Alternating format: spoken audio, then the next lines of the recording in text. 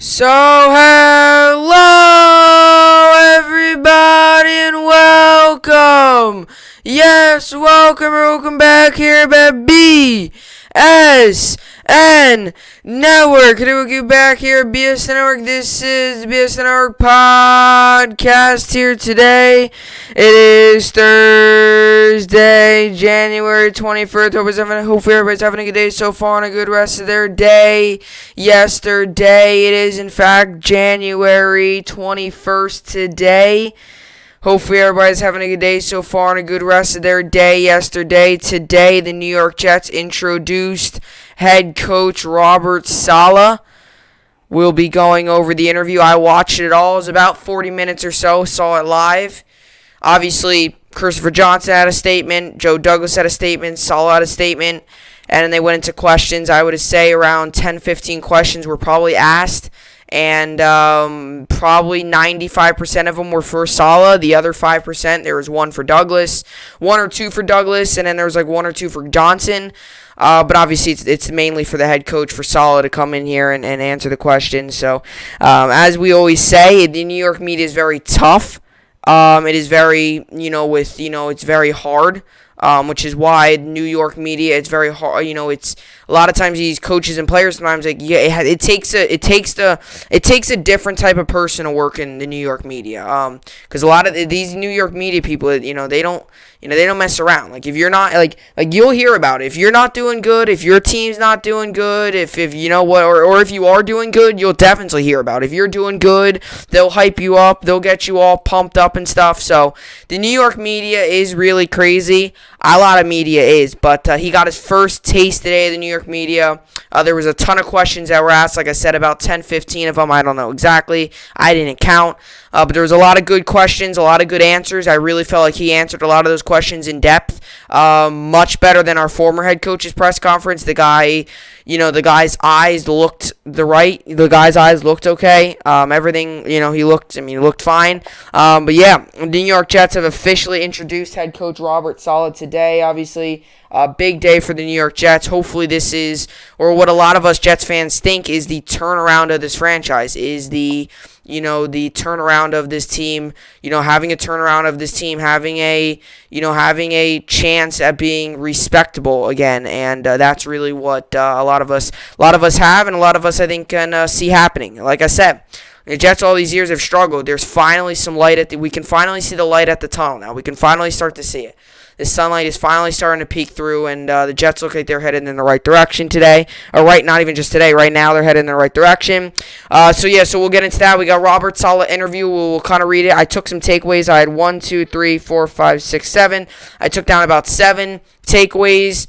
Kind of give you, what I think, my thoughts, how I felt. Give you my takeaways, some of the stuff he said. He named the offensive coordinator and the defensive coordinator, and shortly after the interview, they released the rest of the coaching staff, so I'll read it on here. No special teams, only offense and defense. So when special teams get released, I'll share it to you as quickly as possible. But the offense and defensive coaching staff under Saleh has been introduced. We'll get into some of the stuff he said. He said a lot of good stuff. A lot of the stuff, was expected. We're here to win a championship, that kind of normal stuff. But I feel like a lot of the stuff he said was spot on.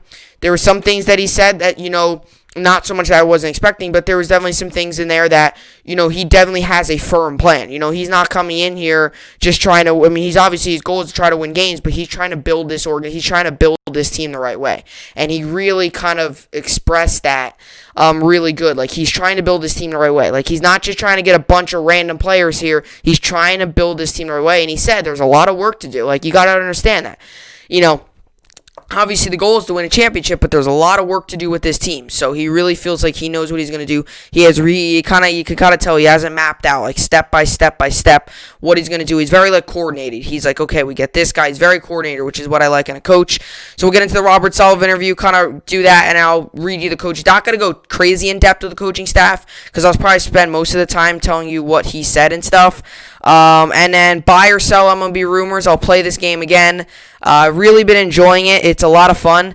Not so much that not so much it's like a board. It's not a board game, but I play it here. Obviously, I play it sometimes. So what it is what it is it is buy or sell MLB rumors. I will give you my I picked out 4 rumors that are going on right now. I bought 2 of them or sold 2 of them. 2 of them, what it means is buying means that I think they're going to happen, and selling means I don't think they're going to happen, that they're going to stay put. For example, let's just say team 1 or, I don't know, player 1, for example, is going to get traded. If I buy that, then I think he will get traded. If I sell that, then I think he's going to stay with the team.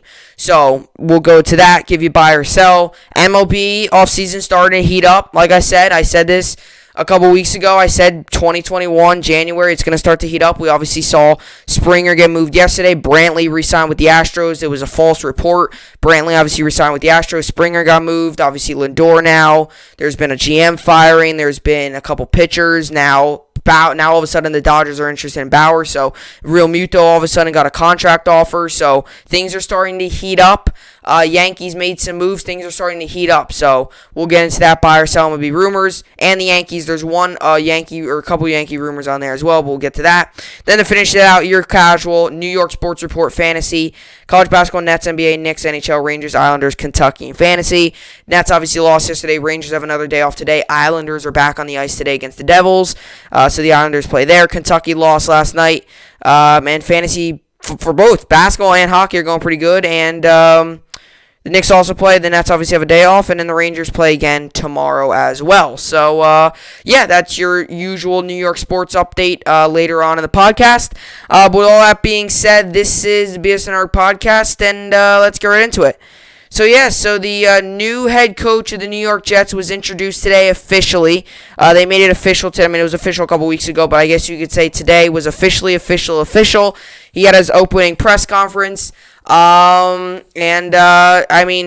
don't really know what goes down as a solid press conference or as I don't know quite what goes down as a successful press conference. Oh, this guy did everything correctly. I don't know. I'm not a press conference expert. What I could say is he answered the questions well. I thought he really, told us, I feel like he really was talking to the fans at times. He was really trying to express like how much he wants to get this thing turned around. And I think that means a lot because he realizes, I think the entire NFL realizes that us Jets fans have gone through years and years and years and years of suffering. I mean, I think one of the reporters named a stat out that we've lost like 53 games in the past like 5 years or something. That's an average of like 10 losses a season, and that is not good.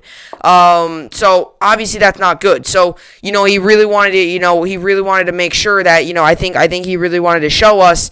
He wanted to really talk to the Jets fans like, I'm trying to get this thing turned around. I'm going to do my best here. Like, I came here to get this thing turned around. Like, I'm not, it's not all words. It's going to be done, right? And I think that's one of the big things he tried to get his point across was he was trying to talk directly to the fans. Because I think he realizes, like I just said, the NFL realizes it. The Jets fans have gone through some of the most suffering out of all the fans. I mean, you look at it, you probably have the top 5 most suffering fan bases. Number 1 is probably the Bills. They've never won a Super Bowl. They haven't really had a successful team. Number 2 is probably the Browns. Then I would say 3 might be the Jets. I mean, we haven't won a Super Bowl in 52 years, and that's a very long time. I mean, at least we won one, but it was 52 years ago. We currently have the longest playoff drought right now. Not all time, but currently we have the longest playoff drought in the NFL. We haven't made the playoffs in, 10, 11 years now, so that's not good. So I think he really realizes that he's got to get this thing turned around, and I personally believe that he does. I love the hiring. I thought he did a good job, and that really that right away I thought was really good. Him kind of pointing it directly to the fans. Like, I'm gonna do my best here. Like, he even said like it's gonna be a process. It's not gonna happen overnight. It's not going to be you wake up one day and we got a Super Bowl contending football team. He's going to work. It's going to be, he's a hard worker himself, and he's going to bring and that's what I like is he said it's going to be like he said it's going to be every day I want the guys to get better and better and better, which is what I think is really good because, every day, training camp getting better and better and better. By the time you get the season start, you have your best, all your guys are at the best of their abilities, right? So I think that's huge. And that was one of the things he really brought up in his interview. So I thought really one main takeaway was he did good. I thought he answered the questions the right way. I thought he did everything he needed to do. He really went into detail. I mean, there was a couple questions there, asking about Darnold, where he said that, he said some things, some positive things about Darnold. He said some positive things about this team. No one really asked him too much about, like I was actually surprised. I was expecting someone to ask him about like a Quinnen Williams or someone, like how he plans to use him in his defense, because I know Saul is going to bring in a new defense. I know a lot of people were asking him that, how he's going to use him in his new defense. But no one asked that. Surprisingly, I was expecting Quinnen Williams' name to come up. I was also expecting the secondary to come up, because in San Francisco, he really built that secondary up really well. That secondary wasn't that good when he got there. Then he got Sherman and got some other really good pieces, and he really, built that secondary to one of the best in the league. And I was wondering now if that was what he's going to do here. I'm sure he will, but we have a very young secondary. Is he going to go out and try to get guys? Or going to try to develop those guys? I'm kind of surprised that question didn't come up. But, like I said, for the most part, it was the main questions. It was the what are your plans with the quarterback? What are the plans with free agency? The offseason, what are your steps, stuff like that. And he even said, there's a lot of work in the upcoming weeks, which is why, it's hard to say, one of the guys asked him, what he's going to do with the second pick. It's kind of hard to say. You haven't done anything in the free agency yet. Free agency hasn't even opened. The NFL season technically isn't even over yet. You can't venture right now to say that we know what we're going to do with the second pick. I'm sure they have a good idea of what they're going to do, but there's a very big possibility that they try to trade it for Deshaun Watson. And that's a very big possibility. So, some of the questions came up were your normal ones, what are your plans, this, and this. But there's also some really good questions, and those were the questions that took some things away. And like I said, he announced the coaching staff, stuff like that. He did announce who the defensive and offensive coordinator will be, and then the rest of the coaching staff he didn't announce, but they just got released shortly after the interview. Like I said, I watched the entire interview live, so I'm able to write some of these things down. I kind of memorized some of it and put it down on obviously a piece of paper. Not that really matters, but took some takeaways here. He really seems like a guy he's very invested in the players. He cares a lot about the players. He cares a lot about the players. You could tell, because he said that too. It's the players. The players are the ones that go out there and strap up the pads and play in between the lines each Sunday. The coaches have to prepare as well, but it's the players. It's the players that, go out there, put their bodies on the line and all that stuff every Sunday. So he really made that clear as well, which is why he said his motto, which I'm going to bring up in a second, is big time for that. He wants to make sure all the players are ready every week. They're prepared as best they can be to get the win. So here we go. So I took about 7 takeaways. We'll tell you what, takeaways meaning just going to kind of give you them, just kind of what he said, some of the stuff he said, so here we go. So Robert Saleh interview. Some of the takeaways he said, some of the takeaways I took. So here we go. Number 1, we got his motto, which I thought was really cool, and I'm actually really excited when he said this. His motto is all gas, no brake. And that might sound like an interesting one. All gas, no brake. I mean, if you think about it, all gas, no brake makes sense for NFL. Just full on, put your head down, just pedal, don't stop. Whether you're on, it's almost like it's like you're on a bike. Just pedal, don't stop. Just don't stop. Just keep going straight, keep going forward, keep pounding, keep grinding. That's kind of what this means. And he actually broke it down. One of the people, he said in his opening statement, when he introduced himself and stuff like that, he said it, my motto is all, every person's motto, every coach's motto is they've got a motto. So his motto is all gas, no brake. And this pretty much means just continuing to go. But he really said it. He really said it was, what he described it as is when you go to bed, you should be better you should be better prepared, and you should be better at what you do when you go to bed than when you got up, if you follow what I'm saying. So this means every day, all day, work as hard as you can, because when you go to bed, you should be better than when you woke up, if you follow what I'm saying, meaning football-wise. One day, you get up, right? And he said it starts right when you get up in the morning. You just keep on going, keep on grinding. He said when you go to bed, he said you should be, whether you practiced at it today or whatever the case may be, he said you should be better at whatever you do when you go to bed than when you got up, because you practiced, you worked hard at it. He said this goes for everything. He says this goes for on the field, in the film room, in the locker room. He says everything is all gas, no brake. Just keep on grinding. He almost said in a way, don't slow down. I don't want to see any slowing down. I want to see full on, head down, grinding it out, getting work done, working out, film session after film session after film session, practice after practice, All of that goes into trying to win the games on the field. He said even that in games, all gas, no break in games. If you're winning by a lot in games, that doesn't mean slow down. You continue to grind. If you're trying to make a comeback, you use every single bit of gas that's left in your body. Continue to grind it out. Continue to grind it out. And if you're winning, continue to grind it out. If you're winning by a little, if you're winning by a lot, just continue to grind. That was kind of that, and I thought that was really good. I mean, it's coming from a defense side of the ball, so that's kind of normal. A lot of times the defensive side of the ball is a lot of times grinding stuff because, especially defensive linemen, they got a lot, they're doing a lot. They're blocking, they're getting up, they're tackling, got to get up, no huddle, got to be ready and all that stuff. So no, all gas, no break pretty much just means you every day get better, every day continue to grind, and every day work hard. All gas, no break is his motto.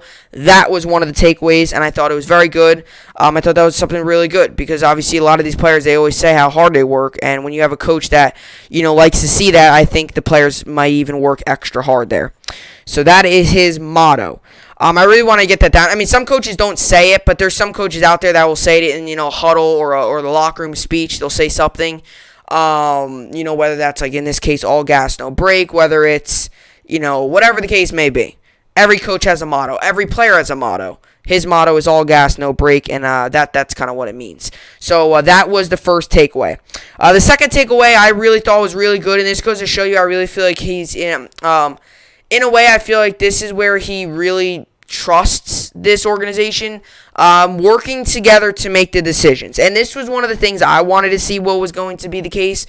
He said it's going to be a collaborative effort. He said it's not going to be all him. It's not going to be all Douglas. It's not going to be all Christopher, or it's not going to be all Jaime, their team president. It's not going to be all of them. It might be, it might be 60% one guy and 30% another guy and 10% another guy, but at the end of the day, they're all going to have a say in the decisions. Now, I would assume that Douglas and Saleh will probably have the most say in the decisions because they're the most top guys, and then Christopher Johnson, then Jaime will probably have the say. But for the most part, I think Saleh and Douglas will have the most say in the decisions. Now, this still means that they're going to work together. He said this. He says he wants to work together. He says he kind of brought it back to almost when he was growing up. He said when he was growing up, they felt like it was almost like a family in a way. They always worked together, kind of having that inner circle of those couple of people that you would always talk to. That's kind of how he did it here in this case. He has it's an inner circle. We're all going to put our opinions on the table. We're all going to put different thoughts on the table, and we're each of us are gonna take advice from each other, and ultimately we're going to try to make a plan or ultimately make a decision that's going to work best for the team. Whether that decision is drafting a player. When they go into the NFL draft, they're going to be making their best decisions on who to draft. They're going to decide on who to draft. They're going to decide on what to do. And that is working together. Okay, this guy's good, but okay, and then maybe someone else comes back and says, okay, and he even said if that means even having, not like debates, but even if that's having, sometimes just where you talk out each other's opinions, like maybe one person says this and then the other person says this, you could still work out a plan. So I really thought that was really good, was working together to make the decisions, working as a team, working as a whole, that inner circle, all of them working together, working hard to be ultimately make the best decision that's going to impact the team in the best positive way. So that was another thing he said, and I really do think that means that it's, working hard, working together, make, all of them put all their brains together and try to obviously that decision should make that decision should ultimately be, the decision that really helps the football team excel and really be very good. So, working together to make decisions. And like I said, now, does that mean all four of them are going to be even? No. It'll probably be more Saleh and Douglas making the decisions, but they're still going to have to run it past Christopher Johnson and Jaime. Now, Woody Johnson's actually coming back, and he should take over very quickly. But for the most part, it's going to be the owner, Jaime, and then, Saleh and Douglas are going to have the most say, but still, it's still a group effort. So working together to make the decisions. Then he announced the offensive coordinator. He said Mike LaFleur will be the offensive coordinator. I was not surprised when I heard this. We kind of heard this a couple weeks ago. But obviously, to be honest, I was not surprised by this. He was the passing game coordinator. with the 49ers. I'm pretty sure he was obviously with the 49ers. Salas coming over from the 49ers. So obviously he's getting a guy that's been with him, which I think is usually what's going to happen is the smart decision, right? You're getting a guy that's been with you. You're getting a guy that you know. You're getting a guy that you work together with. So it's not like instead of going out there and getting some random dude that you never worked with, he's already getting a guy that he's working with. And he even said in his interview too, it's all coming from that Shanahan tree, that Shanahan type offense. A lot of play action, bootlegs, trick plays, a lot of motions pre-snap, a lot of switching pre-snap, a lot of reading the defense and then kind of making the call in a way, like going up there and then whatever the defense shows you, you counter it. So it seems like a lot of up-tempo and switching, which is really good. A lot of these offenses are very successful. I mean, if you look at it, for example, like a Chiefs, for example, they have a lot of pre-play stuff. They have a lot of, Tyreek Hill motioning, Kelsey motioning to the right. They have a lot of different pre-play stuff, and they do a lot of different play action stuff and bootlegs and stuff. So in a way, which is why I feel like in a way they might look to get a quarterback that can run a lot, because if they're doing a lot of bootlegs, which is quarterback design runs, those could be pretty good. So it looks like he's a lot of maneuvering, a lot of switching at the line, a lot of kind of whatever the defense shows you, you counter it. It's not like you make a play, this is our play, no matter what happens, this is our play. You're going to come in here, you're going to call a play, but if that play doesn't seem like it's going to work, you're going to counter it. And then it gets the defense switched up, and then all of a sudden, there you go, obviously successful. So, Mike LaFleur will be the offensive coordinator for the New York Jets. And like I said, not surprising at all coming from San Francisco, but it's made official, and he actually announced this in his interview. So this was actually, Michael LaFleur was the offensive coordinator. This was before the rest of the coaching staff got released, so it's obviously official now that he is the offensive coordinator. He announced it, like he said. He said that, he's going to come here, he's going to give you a lot of up-tempo, he's going to give you a lot of exciting offense in a way. And like I said, our previous offense was pretty boring. It was run, pass, run, pass, run, pass. Like, this guy's going to do screens, he's going to do long plays, he's going to do some run plays, he's going to do some fakes, he's going to do play action, he's going to do a lot of different stuff. Which could really switch up the defense, which is good, and I really believe that he's going to be successful, so Mike LaFleur will be the offensive coordinator. So that's kind of what he said there. That's a takeaway there. And then Jeff Ulbrich will be the defensive coordinator. So he will be the defensive coordinator. I'm sure Douglas has some sort of connection with him, but he will be the defensive coordinator. This is a guy that's going to run a different, I think like a 4-3-3-4 type defense.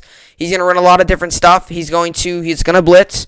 He's going to play some couple zones. He's going to play man. He's going to kind of switch it up. He's not really leaning towards heavy one thing or heavy the other thing. What he's going to try to do is he's going to try to trick the offense. He's going to show blitz and then maybe drop back. He's going to drop back but then blitz, right? He's going to do a lot of different things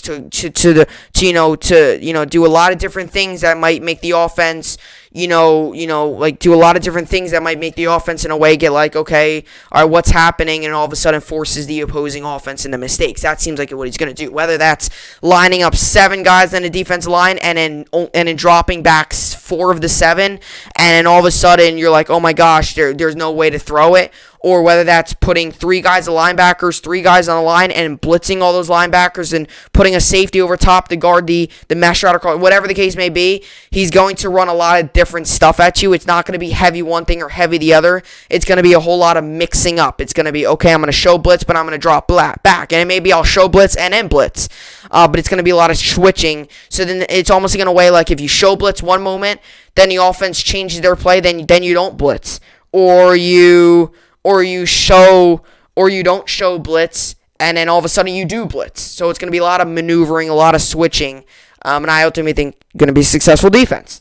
So Jeff Ulbrich will be the defensive coordinator. Jeff Ulbrich will also call defensive play calls. So this I was very interested in. I'm actually glad someone asked this question, and Salah said it.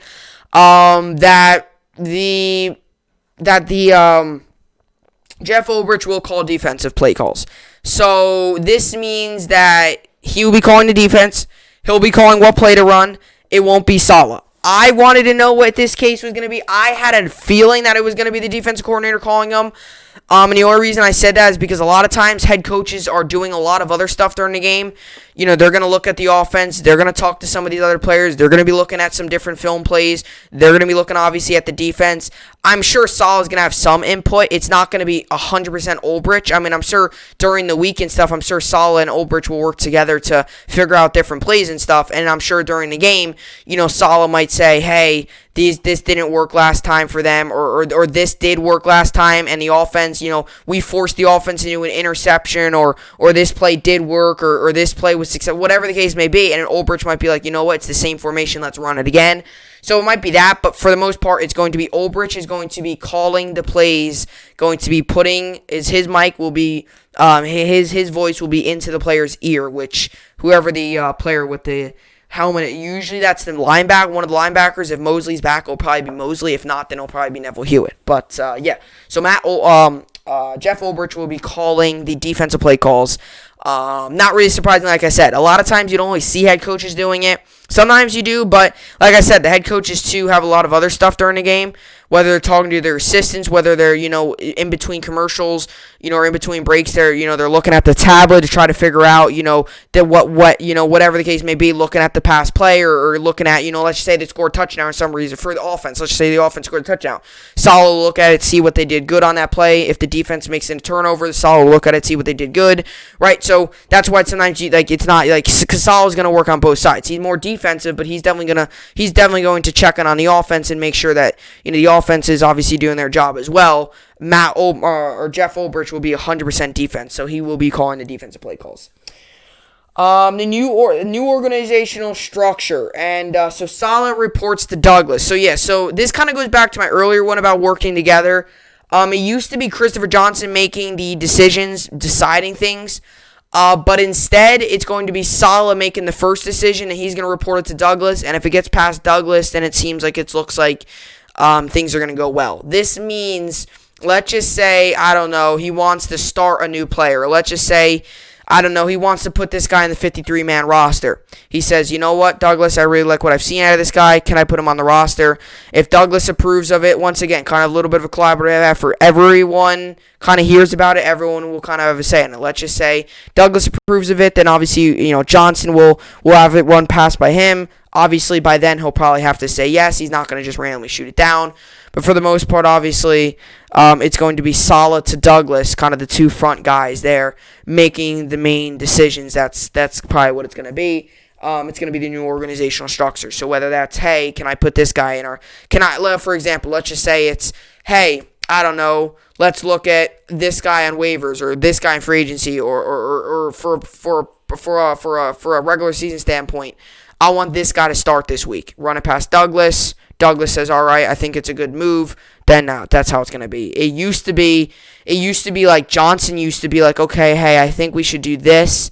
That should work, but that's not the case anymore. Instead, it's going to be Salah making the first decision, and Douglas more than likely going with it and agreeing with it. So that's how it is. So it's going to be, like I said, it's going to be a group effort.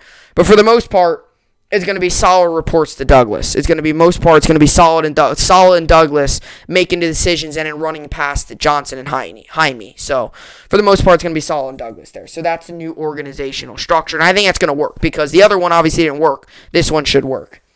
And then finally, draft pick will be the best scheme fit. This I really like to hear. This one kind of says a lot. It means whatever's going to work best. And I don't know if he so much said this because they haven't made any free agent stuff, but it's also going to kind of be whoever's on your team already. If you have a guy that's a blitzing linebacker and you're going to go draft another blitzing linebacker, well, you might not want to completely do that, or you might want to. And here's the reason why. A reason why you might not want to do that or want to do that is because it adds extra pressure. Another reason you might not want to is because you could have a blitzing guy than a really good zone guy. So almost like, if you have two linebackers or something, not that we're going to draft a linebacker, we might, but I'm not going to get into the draft, but almost like, in a way, like, you're not just going to, you're going to pick the best player available, obviously, but that best player available also has to fit the scheme. If you get a guy and he's not, your scheme is all about, passing the ball deep, and you look at a receiver that's not a good deep ball receiver, well, what's the point in getting him? Or if you're a guy, or if a receiver, you might look at him and you're like, okay, well, this guy's really good. But then if you're a play action receiver, you may be like, this guy's really good in play action. Let's get this guy. That's going to kind of what it's going to be like. It's going to be more of a scheme. It's going to be more like what's going to work best. Well, who's going to work best in our offense? Who's going to work best in our defense? This player's going to complement this guy. This guy's going to complement this guy. That's what he's wanting to say. He wants to build a new culture. He wants to build good teammate. He wants to build it the right way here, and it starts by doing that. So that's another takeaway there. So finally, all my takeaways was his motto is all gas, no brake, meaning just put your head down, continue to grind, continue to get better every single day, and work hard for every single game, and ultimately try to win every game. Working together to make decisions. Like I said, mainly it's going to be him and Douglas, but it's going to be a collaborative effort. He said it's going to be like their inner circle. They're all going to make the decisions. They're going to have some say in it. They're all going to, agree and ultimately think. Ultimately make the final decision there, and that's the decision. Mike LaFleur will be the offense coordinator. Like I said, he's going to run a lot of different stuff, and play action's big there. So he'll be the offense coordinator. Jeff Ulbrich will be the defense coordinator. Like I said, he'll run a lot of different coverages at you, and Jeff Ulbrich will also call defensive play calls. New organizational structure, Saleh instead will report to Douglas, and Douglas will probably make the final decision. Him and Saleh, it will be a group effort, and draft pick will be best scheme fit. So whatever guys work together best, whatever guy works together best in their different schemes. So that is Robert Saleh's interview, and went pretty well there. Went very well, actually. So let's look at the roster here.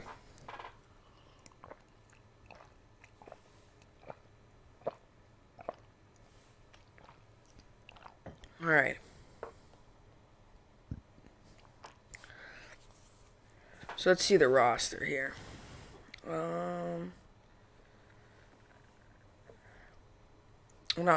Shouldn't say the roster, but okay. So here we go. So I'll look at the offense popped up first here. So this is the offensive coaching hires, and this will be the offensive coaching staff.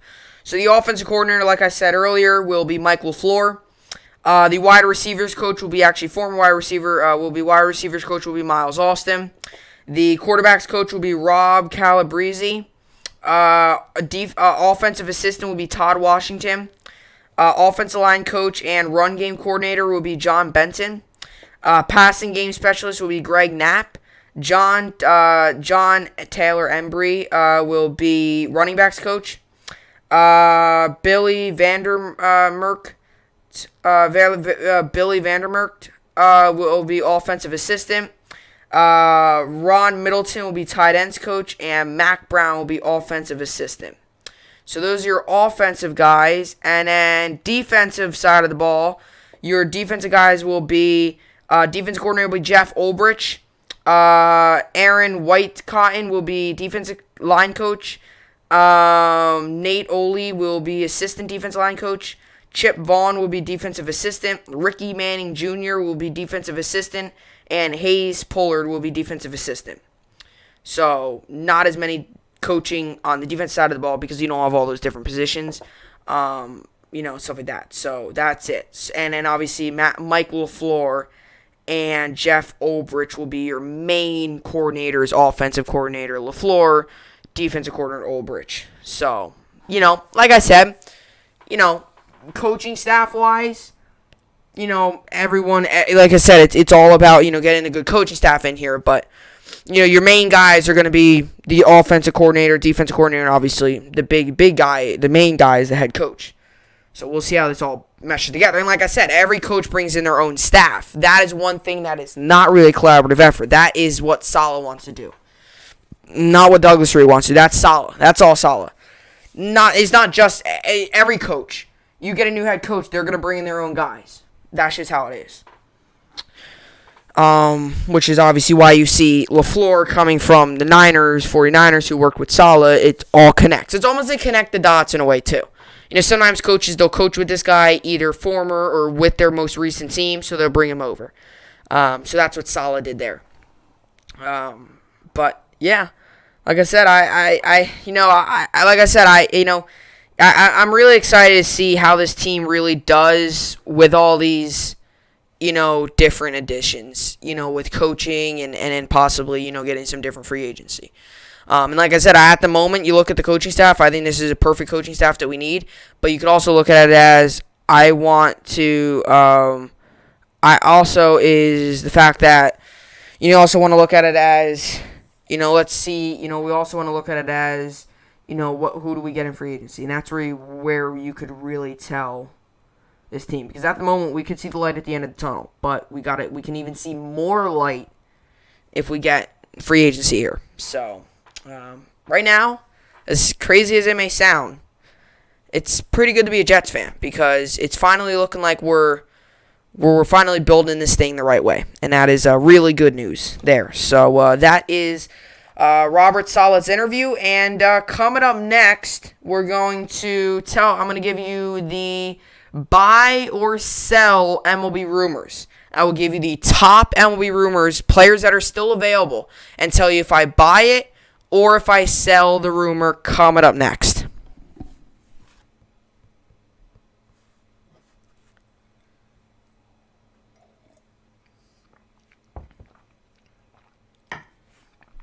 Alright, so we played this game before.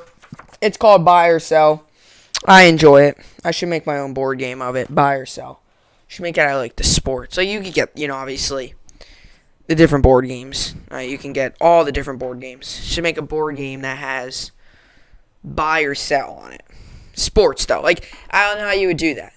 I don't know how you do that. Would you just put Buy or Sell, and then one side of the board, it's like, I don't know, a Yankees hat or something, and you sell it for I don't know. But anyway, it's a game. Buying or selling.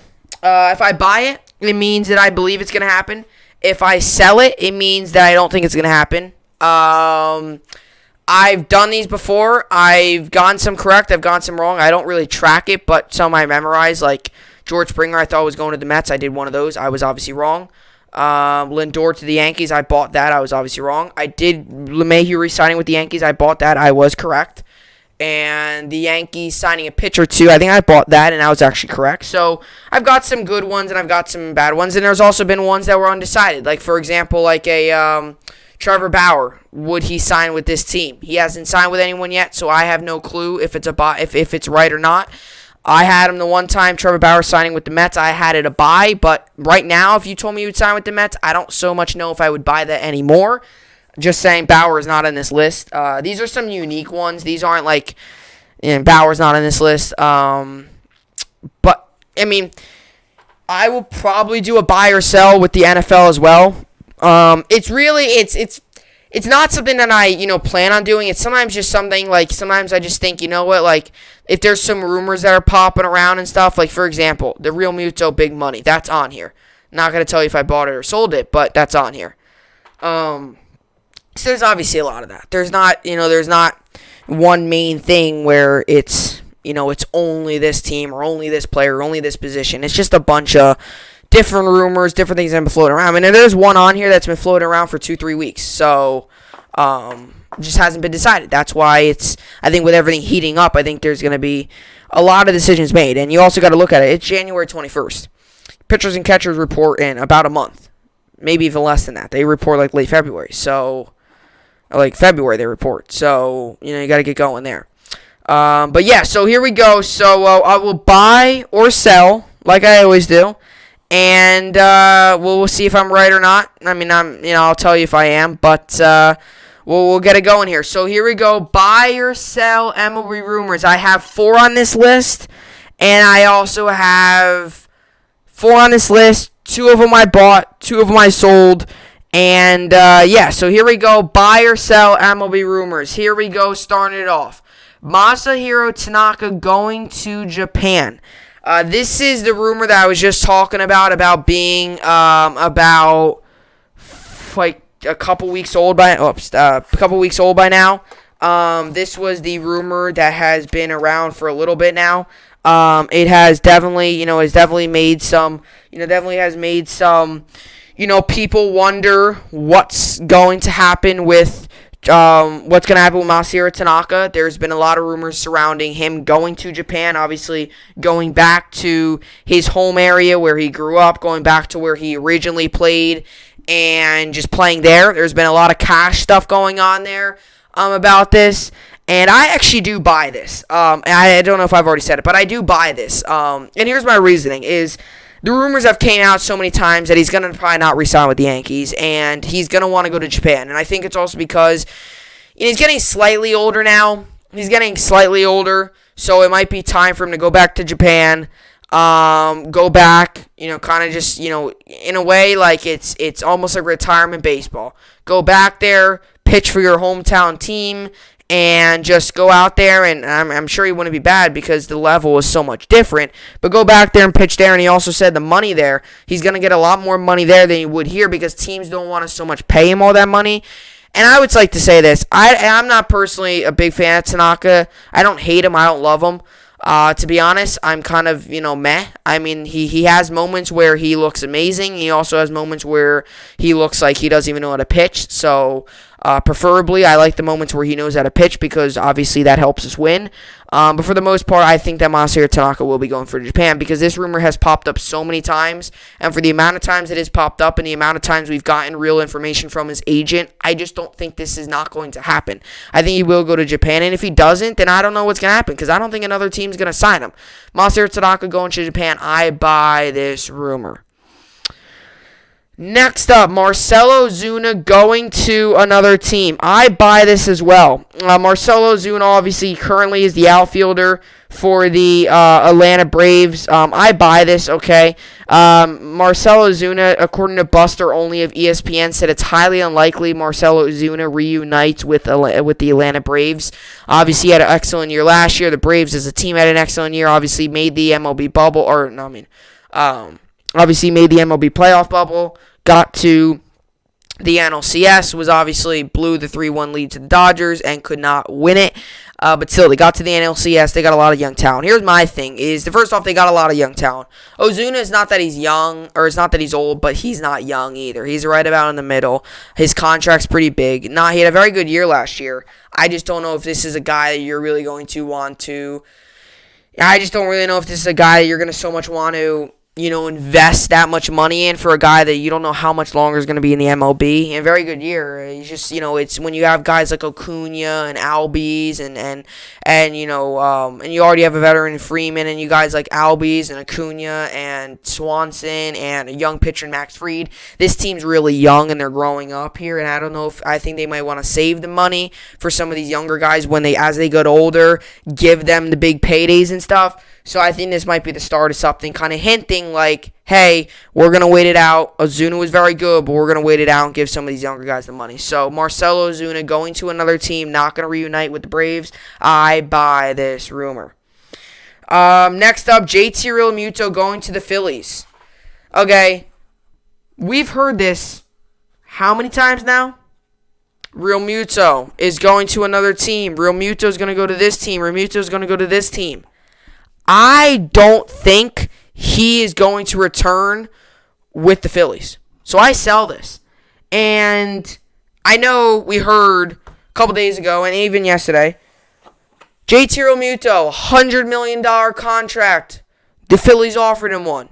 We haven't heard anything from JT Realmuto. He hasn't accepted it. He hasn't declined it. He hasn't even came out and said anything. You know what that means? That is the definition of saying, I don't want any of your money. I want to go to another team. Now, when you're getting that kind of money, I don't know why. Maybe he just straight up just wants to go to another team.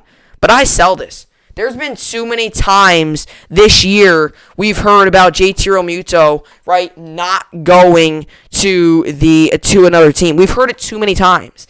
And we're going to another team and not returning with the Phillies. We've heard it too many times.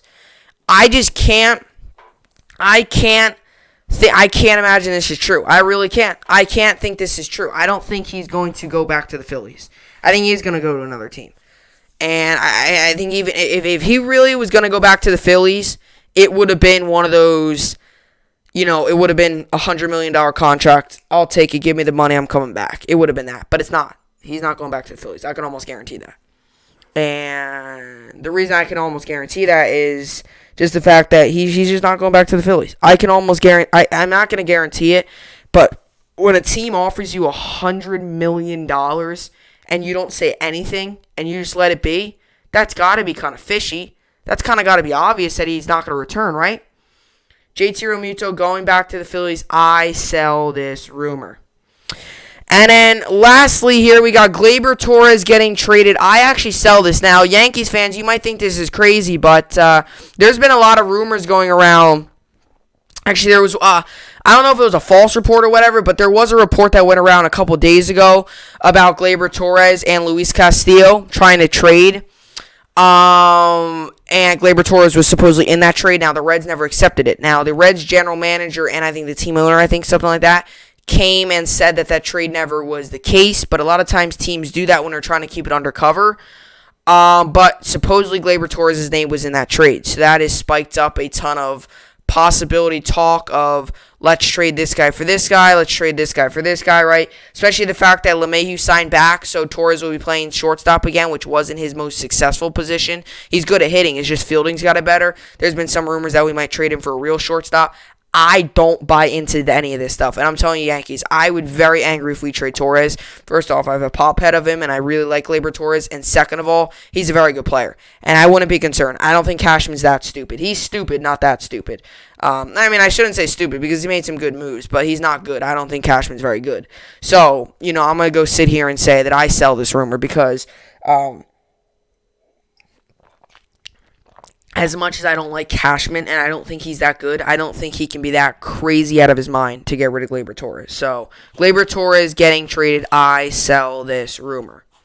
So, buy or sell MLB rumors. Masahiro Tanaka going to Japan, I buy the rumor. Marcell Ozuna going to another team, I buy the rumor. JT Realmuto going back to the Phillies, I sell the rumor. And Gleyber Torres getting traded, I sell the rumor as well. I think he'll stay. And I'm glad he'll stay because we need him. He's a very good hitter. Very good. And that's another thing, too. It's not like Gleyber Torres is crazy old. He's young. He's one of our young prospects. So it's not like it would be stupid for us to go ahead and say, hey, just leave. Go, right? It would be stupid to do that. We better keep him. And I think we will. It's crazy that that's even a rumor because I'm not even buying into it. But, obviously we'll see there. But yeah, that's buy or sell. Like I said, it's a pretty good game. It's not bad. Comment down below. If you like buy or sell. I forget the first time I did it. It was probably, I don't even know. It was don't even know. It was one of the days. I think I might have started buy or sell first of all when I first I think I started it when it might have been the first time it might have been when the MLB rumors. But yeah, like I said, back to Gleyber, just the Gleyber Torres stuff. I don't buy into that. Like I said, there's some stuff out there. Like in any sport, you could go ahead and say, oh, I think this might happen. And there's other stuff out there that you might there's other stuff out there when it comes to, sports and stuff. Sports in general. When there's other stuff out there that you could believe in, and there's some other stuff. Like, that's why I always say, you gotta look at your sports stuff. If you're getting something from www.sports.net.com, that is probably not trustable. But if you're getting it from an ESPN, a Bleacher Report, a CBS, or like an ESPN, the main hub, if you're getting it from that, it's very trustable. But sometimes those rumors pop up out of the middle of nowhere. But this Torres rumor, there's a lot of high-end people that said that he was in the deal, and then all of a sudden, the GM backtracked, which you can't always believe the GM because that's also just trying to keep the deal quiet. Because if sometimes teams do that. Like, if a team knows, if all of a sudden a team hears that you're willing to give up this player, well, then sometimes other teams will be like, oh my gosh, let's jump on it. And all of a sudden you got millions of these different teams calling and trying to get a player. And then, like things like that. So, obviously, yeah. But for the most part, I think that should be pretty good there. Buy or sell there. So that is buy or sell. And, yeah, it should be pretty good. A lot of the buy rumors, I feel like, usually are pretty successful there. But, yeah. So now we head on to our usual New York sports update. So So here we go. We'll get to college basketball. Yesterday, Houston won, Wisconsin won, Providence won, and Georgia Tech won. And yesterday also, Kentucky lost 63-62. We moved to 4-9 in the season. Just like I said, our starting lineup, our bench got us the points. Our bench did really good. Our starting lineup did not do very good. I'm not saying something. For example, we had 16 points coming from our starting lineup, and our bench had insane. Brandon Boston had a really good game. Just guys off the bench had really good games, and that's just going to happen. And, like I said, Kentucky's, chances of March Madness, we got to start winning some of these games if we want any way to squeak in here. But, obviously, last second shot, just what is it going to get the job done there. And today we got Iowa, Indiana give Iowa the win, UCLA, California give UCLA the win. NBA here yesterday, it was the Warriors won, Clippers won, Suns won, Magic won, Hawks won, Heat won, 76ers won, Mavericks won. The Nets lost yesterday, 147-135. We moved to 9-7 on the season. We got to get better as well. It was the first game with our big three players, so there's definitely some turnovers, definitely some rustiness, working together with this for the first time. But we got into double overtime, and our players, coming off of some of those injuries and stuff, it was their first real big minute games, so kind of ran out of energy late there and was not able to get the win. So the Nets moved to 9-7 on the season. We got to bounce back and hopefully get the win in the next game. Lakers Bucks, I give Lakers the win. Warriors Knicks give Warriors the win, and Jazz Pelicans give Jazz the win. So that's that. And then NHL, yesterday the Canucks won, Golden Knights won, Wild won, Sharks won, and Oilers won. And today we got the Islanders, Devils give Islanders the win, Bruins, Flyers give Flyers the win, Jets, Senators give Jets the win, Lightning, Blue Jackets give Lightning the win, Canadians, Canucks give Canadians the win, and Avalanche, Kings give Avalanche the win. And the Islanders also play there. I give the Islanders the win. Goalie's been very good. Anders Lee's played really good. There's been a lot of good guys on that team, especially their goalie there. So a lot of good guys on that team. Barzal as well. I picked up the goalie actually in fantasy hockey, which I'll tell you here. But there is the NHL game picks, and the Rangers do not play today. They have another day off. They play tomorrow again. So as for fantasy here, in fantasy basketball, I am winning 656 to 373. So looking pretty good here. Today I got Anthony Davis going, and that's it. Some of the injury report, Jimmy Butler is out. Butler COVID-19 protocols is out Friday against the Raptors. Tim Reynolds of the Associated Press report, so he's still out. Miles Turner, he's also out. Turner hand is unavailable for Monday's game against the Mavericks. Tony East of West Indianapolis Community News report. So that was yesterday's report. Pascal Siakam is day-to-day. Siakam groin, did not practice Thursday, and his status for Friday's game against the Heat is uncertain. Josh Lewenberg of TSN.ca reports. And as for Valanciunas, he is still out. Valanciunas COVID-19 protocols and the Grizzlies' next 3 games against Portland Friday and Sacramento Kings Sunday and Monday will have been postponed. James Charana of the Athletic report. So he's still out. There. And then Anthony Davis is also day-to-day. Davis' ankle is listed as probable for Thursday's game against Milwaukee. So he's playing there. And then, let's see. And as for hockey, fantasy hockey here, I am winning right now 62-47. I've got Steven Stamkos, Braden Point, Ansys Kopitar. Made a move today. I added Brock Beausier and dropped Anders Lead, so added him. Brock Beausier is in. Jeff Petrie and Shea Weber. And my goalies are Semyon Varlamov, who I also added, although I told you guys about that. So, yeah. So hopefully I get the win there. And as for, obviously, Panarin and all them are still on my team, but obviously they don't play. So, that's my hockey team there. So, yeah. So, with all that being said, that will do it for the podcast here today. Hopefully you all enjoyed it. It was a very, very good podcast, another solid podcast. Tomorrow we'll be talking about, obviously, the game picks, all that good stuff as well. So that should be good. And then, heading into AFC and NFC championship games. So that should be really, really, really good. So, with all that being said, that'll do it for the podcast here today. Hopefully you all enjoyed it. I will see you all back here tomorrow. Hope you enjoyed it, and thanks for watching.